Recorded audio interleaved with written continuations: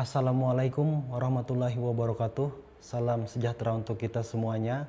Om Swastiastu, Namo Buddhaya, salam kebajikan. Perkenalkan, nama saya Valentino Rahman. Saya salah seorang dosen program studi manajemen Sekolah Tinggi Ilmu Ekonomi Dhani Dahanai di Kota Buntok, Kabupaten Barito Selatan, Provinsi Kalimantan Tengah. Izinkan pada kesempatan kali ini saya memaparkan mengenai mata kuliah yang saya ampu, yaitu mata kuliah Manajemen Pemasaran dengan kode MP130. Manajemen Pemasaran merupakan mata kuliah yang diajarkan untuk mahasiswa pada semester 3 dengan bobot 2 SKS. Prasyarat dari mata kuliah ini adalah harus terlebih dahulu menempuh dan lulus mata kuliah dasar pemasaran, kemudian mata kuliah ini sebagai prasyarat dari mata kuliah lanjutannya yaitu riset pemasaran. Deskripsi mata kuliah. Mata kuliah ini membekali pengetahuan dan keterampilan mahasiswa dengan mengedepankan penguasaan topik utama seperti sistem informasi pemasaran, analisa pasar dan permintaan, mengukur pangsa pasar, serta mengelola dan menjalankan berbagai strategi pemasaran yaitu segmentasi, targeting, dan positioning, serta dimensi dari strategi bauran pemasaran atau marketing mix, yaitu produk, harga, promosi, dan distribusi. Capaian pembelajaran lulusan atau CPL program studi yang terkait dengan mata kuliah ini adalah mampu menguasai topik, teknik, perencanaan, dan pengorganisasian dalam bidang pemasaran, kemudian mampu menerapkan dan menjalankan konsep-konsep serta strategi-strategi dalam pemasaran, serta mampu menjelaskan berbagai hal terkait manajemen pemasaran. Capaian pembelajaran mata kuliah atau CPMK yaitu setelah mengikuti perkuliahan ini, mahasiswa mendapatkan bekal pengetahuan dan keterampilan dalam manajemen pemasaran, serta mengetahui dan menjalankan berbagai strategi dalam ilmu pemasaran, meningkatkan pangsa pasar, serta mengelola bisnis dengan menerapkan strategi pemasaran terkini. Sub capaian pembelajaran mata kuliah atau sub CPMK 1. Menjelaskan definisi pemasaran dan definisi pangsa pasar atau market share, serta cara mengukurnya, mengetahui serta menjelaskan definisi serta proses dan tahapan menjalankan strategi STP, yaitu segmentation, targeting, dan juga positioning, kemudian mengetahui dan menjelaskan masing-masing tentang segmentation, targeting, dan positioning tersebut, mengetahui dan menjelaskan tentang strategi marketing mix atau bauran pemasaran, mengetahui dan menjelaskan tentang definisi produk dan klasifikasi produk, mengetahui dan menjelaskan daur hidup produk, mengetahui dan menjelaskan serta merancang tentang merek, label, dan juga kemasan, mengetahui dan menjelaskan definisi harga serta tujuan penetapan harga, mengetahui dan menjelaskan jenis-jenis harga serta strategi penetapan harga, mengetahui dan menjelaskan tentang definisi distribusi serta jenis dan macam distributor, mengetahui dan menjelaskan tentang fungsi saluran distribusi, mengetahui dan menjelaskan tentang definisi promosi serta fungsi promosi, mengetahui dan menjelaskan tentang bauran promosi atau promotion mix, mengetahui dan menjelaskan terkait media serta teknik promosi. Konsep pembelajaran yang saya terapkan adalah menggunakan model DIA atau Delivery, Interaction, and Assessment. Untuk delivery, saya laksanakan dengan cara penyampaian materi terstruktur berdasarkan yang telah terpetakan pada RPP dan RPS mata kuliah sebanyak 14 kali pertemuan. Untuk interaction, dilakukan dengan terus membangun interaksi dengan mahasiswa. Caranya bisa dengan saya yang memberi pertanyaan untuk mengukur pemahaman mahasiswa atau memberi kesempatan mahasiswa untuk bertanya atas apa yang belum mereka pahami. Untuk asesmen, yaitu penilaian terhadap keaktifan serta hasil belajar mahasiswa melewati kuis, tugas maupun ujian. Sebagaimana yang tertuang dalam kontrak perkuliahan, bobot penilaian untuk mata kuliah manajemen pemasaran yaitu presensi 20%, tugas 20%, UTS 20%, dan UAS 40%. Sumber referensi yang saya gunakan untuk mata kuliah manajemen pemasaran adalah sebagai berikut. Pertama, Philip Kotler dan Kevin Len-Keller tahun 2018 dengan judul buku Manajemen Pemasaran. Kemudian Dr. Andes Danang Sunyoto SH SEMM tahun 2012 dengan judul buku Dasar-Dasar Manajemen Pemasaran. Selanjutnya Freddy Rangkuti tahun 2017 dengan judul buku Riset Pemasaran. Dan berikutnya lagi adalah Dr. Andes Danang Sunyoto SH SEMM tahun 2018 dengan judul buku Riset Pemasaran dan Perilaku Konsumen. Baiklah, berikut saya akan tampilkan video pembelajaran saya di kelas untuk mata kuliah manajemen pemasaran dengan pokok bahasan yaitu strategi STP. Assalamualaikum warahmatullahi wabarakatuh. Waalaikumsalam warahmatullahi wabarakatuh. Salam sejahtera untuk kita semuanya. Bagaimana kabarnya pada hari ini? Baik. Alhamdulillah ya. Baik, sebagai makhluk beragama dan supaya apa yang kita dapatkan pada hari ini bernilai manfaat, maka Bapak persilakan untuk kalian berdoa menurut agama dan kepercayaannya masing-masing. Berdoa dipersilakan.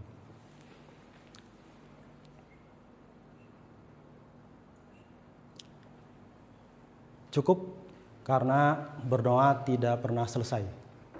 Baik, pada kesempatan hari ini kita akan kembali membahas tentang strategi STP yang mana pada hari ini itu kelanjutan karena pembahasan mengenai segmentation itu sudah kita bahas pada pertemuan sebelumnya.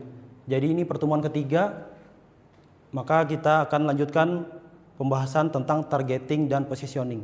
Cuman sebelum kita masuk lebih jauh ke materi ini, kita bisa lihat dulu sub CPMK atau capaian pembelajaran mata kuliah agar nantinya kalian tetap fokus mengetahui setelah mempelajari mata kuliah atau materi ini apa yang diharapkan bisa kalian dapatkan, yaitu pertama, mahasiswa mampu mengetahui serta menjelaskan definisi serta proses dan tahapan menjalankan strategi STP, yaitu segmentation, targeting, dan positioning.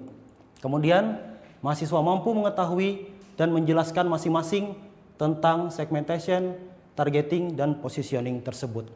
Baik, kembali dulu sebentar ke materi kita minggu lalu terkait segmentation. Ada yang masih ingat apa itu segmentation? Ingat, Pak. Ya, silahkan. Segmentasi adalah pengelompokan pasar dari yang sebelumnya heterogen menjadi homogen. Ya, benar ya. Jadi segmentation itu pengelompokan pasar dari yang tadinya beraneka ragam menjadi sejenis. Nah, itu terkait segmentation yaitu materi kita pada minggu lalu. Sekarang bagian selanjutnya atau tahapan selanjutnya dari strategi STP yaitu targeting. Kita coba masuk langsung ke targeting. Nah, di situ bisa kalian lihat bahwa setelah segmen pasar diidentifikasi oleh suatu perusahaan, selanjutnya adalah mengevaluasi kira-kira segmen mana yang akan dijadikan target market. Kemudian lagi, targeting adalah proses memilih segmen pasar yang paling potensial dan sesuai dengan kemampuan serta tujuan perusahaan untuk difokuskan dalam menjalankan strategi pemasaran. Jadi, tahapan ini kita sudah mulai memilih siapa yang akan kita jadikan sasaran. Oke, selanjutnya lagi ada 3 pendekatan dalam menentukan target market. Di situ ada undifferentiated marketing, yaitu pemasaran serba sama, kemudian differentiated marketing, pemasaran serba aneka, dan concentrated marketing, pemasaran terpusat. Untuk ada undifferentiated marketing atau pemasaran serba sama, perusahaan memutuskan untuk mengabaikan perbedaan segmen pasar dengan merancang produk yang sama atau mampu melayani berbagai segmen. Di sini maksudnya adalah perusahaan membuat satu produk, tapi produk tersebut bisa digunakan ataupun dikonsumsi oleh berbagai segmen. Nah, itu maksudnya ya, untuk pendekatan undifferentiated marketing. Sementara pendekatan differentiated marketing yang kedua atau pemasaran serba aneka, di situ perusahaan memutuskan untuk beroperasi dalam beberapa segmen pasar dengan merancang produk sendiri untuk masing-masing segmen. Jadi di sini bedanya dengan yang pertama tadi adalah satu produk untuk satu segmen. Jadi beda segmen ada produk tertentu. Itu bila menggunakan pendekatan yang kedua yaitu pemasaran serba aneka. Sementara yang ketiga itu adalah concentrated marketing atau pemasaran terpusat. Pemasaran terpusat adalah strategi pemasaran di mana sebuah perusahaan memfokuskan upaya pemasarannya pada satu segmen pasar tertentu yang dianggap paling menjanjikan. Biasanya hal ini dilakukan oleh perusahaan dengan sumber daya yang masih terbatas. Nah, kemudian di sini ada beberapa kriteria memilih target market yang optimal. Maka suatu kelompok yang mau kalian jadikan target itu mestinya memenuhi 3 kriteria ini. Pertama, responsivitas. Pasar yang dituju harus responsif terhadap produk yang akan diluncurkan. Untuk mendapatkan respon yang positif, maka perlu diketahui target market yang tepat sebelumnya. Nah, target market yang bagus itu tentunya adalah yang responsif terhadap produk yang kita luncurkan. Itu bisa kita analisa ya.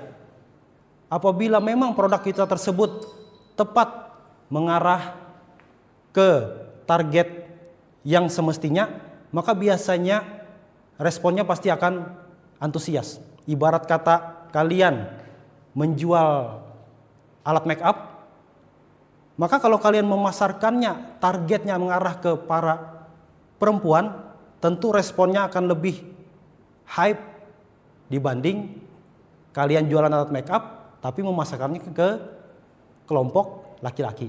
Nah, kan seperti itu. Itu responsivitas ya. Yang kedua, potensi penjualan.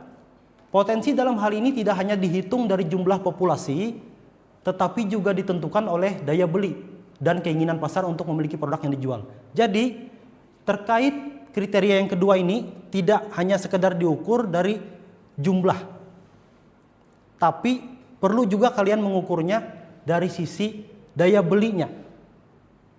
Ibarat kata ada sekelompok kecil orang, tapi itu merupakan para konglomerat, nah itu daya belinya pasti lebih bagus dibanding ada banyak orang, tapi mohon maaf daya belinya kurang.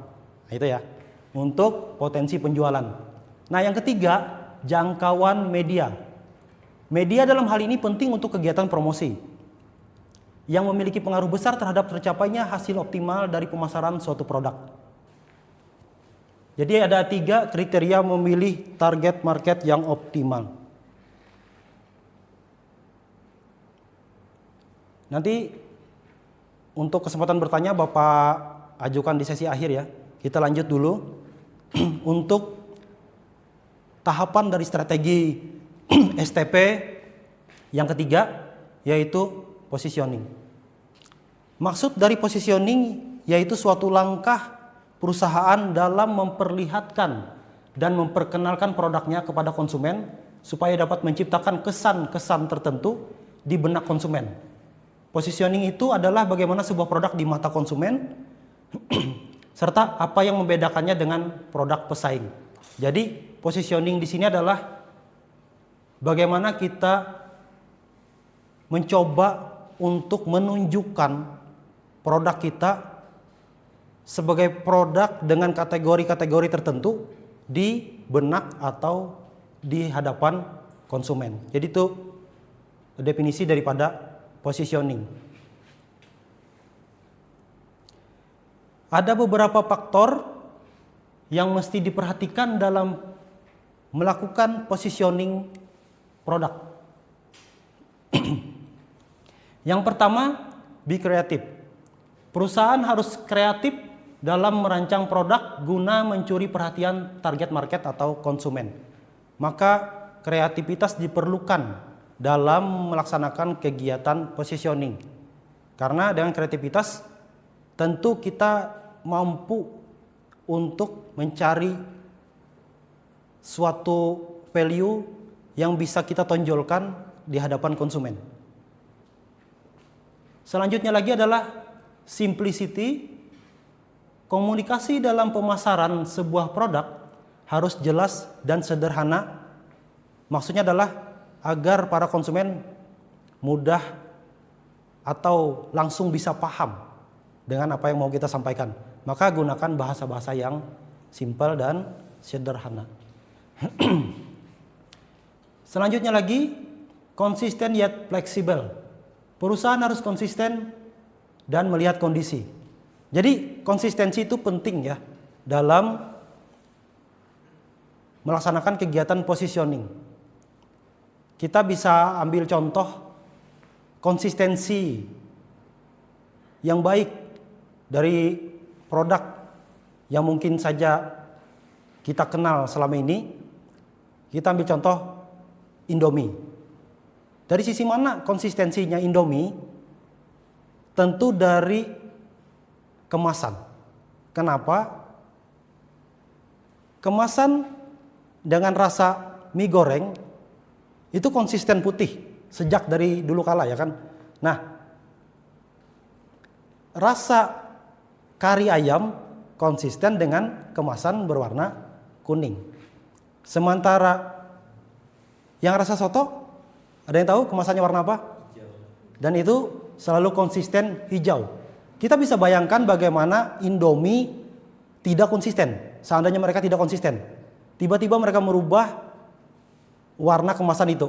Akhirnya konsumen jadi salah dalam memilih. Nah, itu pentingnya konsistensi dalam positioning. Lalu berikutnya lagi adalah own, dominate, protect. Perusahaan harus memiliki satu atau beberapa kata ampuh di benak pelanggan, atau dalam bahasa lain sebuah produk harus memiliki yang namanya tagline atau jargon. Jadi setiap perusahaan harus mampu membuat atau menciptakan tagline yang tentunya ada hubungan eratnya dengan produknya, sehingga tagline itu mampu menggambarkan secara keseluruhan produk tersebut. Di sini ada yang tahu tagline dari produk yang kalian sudah kenal ataupun kalian familiar? Kira-kira ada? Ya, silakan Lukman. Produk Indomie dengan tagline Indomie seleraku. Oke, betul sekali ya, bahwa tagline daripada Indomie itu adalah seleraku. Nah, seleraku di sini kan erat kaitannya dengan makanan. Sehingga kita dengan mendengar saja kata seleraku, maka pikiran kita langsung mengarah ke Indomie. Ada lagi yang lain? Silakan, Pipa. Semakin di depan, Pak. Ya, betul. Itu juga salah satu tagline yang cocok atau mengena dengan produknya. Yamaha semakin di depan, menunjukkan bahwa ini ada penafsiran macam-macam, tapi tetap mengarah ke hal positif akan produk tersebut. Yamaha semakin di depan bisa saja dikategorikan bahwa Yamaha itu sebagai motor yang kencang, atau Yamaha semakin di depan itu menunjukkan bahwa Yamaha selalu berinovasi dan mereka selalu terdepan dalam inovasi. Coba kalian bayangkan seandainya ada produk yang tagline atau jargonnya keluar jalur atau tidak sesuai dengan produknya. Misalnya Indomie tadi ya, Indomie tahan banting misalnya. Nah, itu lucu kan? Nah, itu pentingnya sebuah perusahaan itu menciptakan tagline yang betul-betul mengena dengan produknya. Kemudian selanjutnya lagi, use their language, atau harus menggunakan bahasa pelanggan.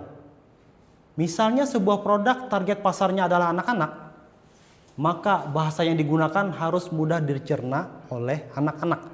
Tidak mungkin kita menggunakan bahasa yang berat, ilmiah, ataupun apa yang sulit dimengerti oleh anak-anak. Kalau produknya produk untuk anak-anak, maka bahasanya tentu bahasa yang mudah dimengerti oleh anak-anak. Selanjutnya lagi di sini ada beberapa strategi penentuan posisi atau positioning. Ada 5. Yang pertama, positioning berdasarkan atribut. Itu maksudnya adalah perusahaan menonjolkan atribut spesifik dari produk tersebut, seperti dari sisi fitur, kualitas, desain, atau inovasinya. Itu yang ditonjolkan. Dan juga termasuk di dalamnya di sini adalah dari sisi ukuran. itu yang termasuk ke dalam atribut. Apakah kita menciptakan produk yang luas, besar, atau justru kita menciptakan produk dengan positioning produk yang compact, artinya kecil. Nah, itu tergantung daripada produk yang kita luncurkan. Selanjutnya lagi yaitu positioning berdasarkan pengguna. Memposisikan produk yang mengarah pada kelompok pengguna tertentu. Misalnya ada sebuah pakaian yang didesain khusus untuk para atlet. Nah, itu positioning berdasarkan pengguna. Selanjutnya, positioning berdasarkan penerapan. Menunjukkan produk sebagai solusi terbaik untuk situasi atau kebutuhan tertentu. Nah, untuk mencontohkan positioning berdasarkan penerapan ini, coba kita bisa lihat dulunya para tukang bangunan itu mengangkut bahan bangunannya menggunakan gerobak. Yang kita tahu gerobak itu rodanya 2, sehingga aksesnya kurang gesit lah, seperti itu. Pergerakannya kurang gesit. Nah, untuk saat ini muncullah gerobak beroda 1 yang memang secara muatan kecil, tapi penerapannya gesit dan mampu mempercepat proses pekerjaan. Itu positioning secara penerapan. Selanjutnya, positioning berdasarkan manfaat, menekankan manfaat yang akan diperoleh konsumen dari penggunaan produk. Kita lanjutkan lagi, yaitu positioning berdasarkan harga, yaitu menawarkan produk dengan harga yang lebih terjangkau atau produk eksklusif yang lebih mahal dari pesaing. Artinya seandainya kita nanti meluncurkan sebuah produk, lalu kemudian kita melakukan kegiatan positioning akan produk tersebut, kalau memang kita meluncurkan produk tersebut adalah produk murah tapi tidak murahan, maka tentu harganya terjangkau. Tapi seandainya produk yang kita luncurkan itu memang eksklusif, kita tahu bagaimana Apple, ya kan, mereka tidak bergeming dengan produk eksklusifnya yang harganya tentu mahal bila dibanding dengan brand-brand lain. Nah, jadi itu penjelasan-penjelasan dari Bapak terkait strategi STP yang pada hari ini mengenai targeting tadi, dan selanjutnya yaitu positioning. Baik, kira-kira sampai dengan di sini ada hal-hal yang ingin ditanyakan? Bapak persilahkan. Silahkan Wardi. Apakah dalam menjalankan strategi STP ini bisa dijalankan tanpa harus berurutan? Misalkan kita menjalankan positioning dulu tanpa harus mendahulukan segmentasi. Pada dasarnya strategi STP ini merupakan strategi yang sudah dirancang tahapannya itu berurutan, sehingga apabila kita menjalankannya tidak berurutan, maka tentunya akan terjadi anomali atau keanehan, karena jelas ya, kita bisa tahu seandainya kita duluan mengerjakan positioning misalnya, kita sudah posisikan produk kita begini dan begitu, baru kemudian kita mensegmentasi, maka bisa saja dari sekelompok pasar itu tidak ada target kita sesuai dengan barang yang sudah kita positioningkan tadi. Nah, sehingga kan akhirnya buang-buang waktu, buang-buang tenaga, dan bisa jadi buang-buang biaya. Maka sudah semestinya strategi STP ini dijalankan secara berurutan. Jadi seperti itu Wardi, bagaimana? Paham? Baik. Ada lagi yang mau ditanyakan? Cukup? Oke, paham berarti ya apa yang Bapak sampaikan? Paham? Ya. Baik, alhamdulillah ya. Kalau memang paham. Oke. Nah, setelah kita setelah Bapak menyampaikan materi tentang strategi STP ini, untuk melihat sejauh mana pemahaman kalian tentang strategi ini, maka Bapak coba untuk memberikan tugas ke kalian. Tugas ini berupa tugas kelompok, dan kelompoknya sebagaimana yang sudah Bapak share di grup WhatsApp kita ya. Jadi kalian nanti mengerjakannya berdasarkan kelompok tersebut yang sudah Bapak bagi. Apa tugasnya? Jadi pertama, silahkan kalian pilih satu brand produk tertentu yang sudah kalian kenal, yang sudah terkenal maksudnya, atau existing. Ada banyak sekali produk di luar sana, silahkan kalian pilih satu. Tiap kelompok satu ya, satu kelompok satu. Selanjutnya, kalian buat ulasan tentang strategi STP dari produk yang kalian pilih itu tadi ke dalam bentuk slide PowerPoint sebanyak 8 sampai dengan 10 slide. Jadi minimalnya 8, maksimalnya 10. Dan di dalam 8 sampai dengan 10 slide itu nanti sudah bisa memuat segmentation, targeting, dan positioning dari produk yang kalian pilih tadi. Nah, selanjutnya lagi kalau sudah, maka slide itu kalian presentasikan nanti di depan kelas minggu depan.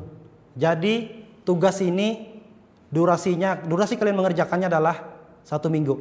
Jadi 1 minggu ke depan tugas yang sudah kalian laksanakan, sehingga berikutnya kita coba maju per kelompok untuk mempresentasikannya. Oke. Selanjutnya lagi untuk penilaian tugas ini, Bapak memang menilai secara kelompok, tapi Bapak juga menerapkan penilaian secara individu. Dari mana penilaian secara individu tersebut? Adalah dari performa yang kalian tunjukkan saat kalian presentasi. Maka daripada itu Bapak ingatkan untuk masing-masing anggota kelompok untuk memiliki perannya masing-masing.